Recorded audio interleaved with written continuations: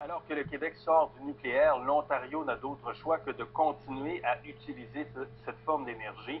Hier, un réacteur d'une centrale nucléaire de Bruce Power a même été branché pour la première fois en 17 ans au réseau de la province. Ce réacteur avait été mis en dormance à la fin des années 90.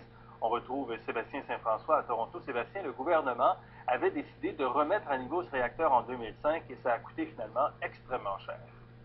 Absolument, parce que en remettant à niveau ce réacteur-là, on a accepté que la compagnie privée qui gère la centrale remette à niveau aussi les 4 autres réacteurs, si bien que le projet au total va jouer entre 5 milliards et 6 milliards de dollars.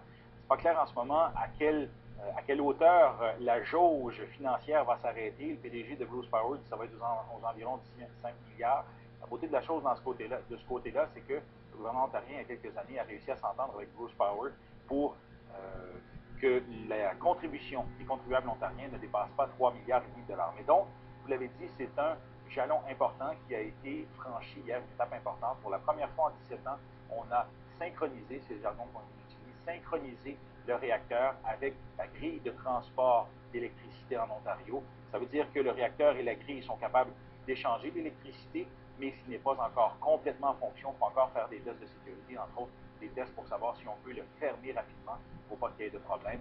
Il devrait recevoir l'assentiment, le feu vert de la Commission de sûreté du nucléaire d'ici la fin de l'année et donc entrer en ligne complètement. C'est un jalon important, comme on dit. C'est la première fois en 17 ans qu'il transmet de l'électricité. Et Sébastien, si l'Ontario continue d'utiliser l'énergie nucléaire, c'est beaucoup parce qu'elle n'a pas de meilleure option finalement. Expliquez-nous à quel point le nucléaire est implanté en Ontario.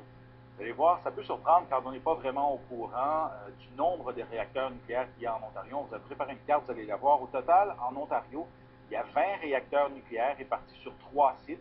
Sur les 20 réacteurs, il y en a 18 qui sont en fonction, 2 qui sont en hibernation, en dormance.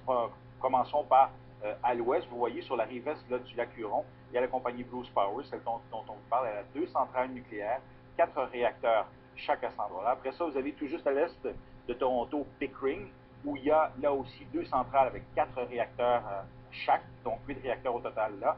Et ensuite, vous avez Darlington, un petit peu plus à l'est, 4 réacteurs encore. Donc au total, en Ontario, c'est 20 réacteurs, dont 18 qui sont en fonction. C'est 35% de toute l'énergie qui est disponible en Ontario. Et ça, certaines années, ces centrales-là fournissent jusqu'à 50% de toute l'énergie consommée, alors que, je vous le rappelle, au Québec, Chantilly 2, c'est 675 MW, environ 2% de la Et ça pourrait augmenter en Ontario.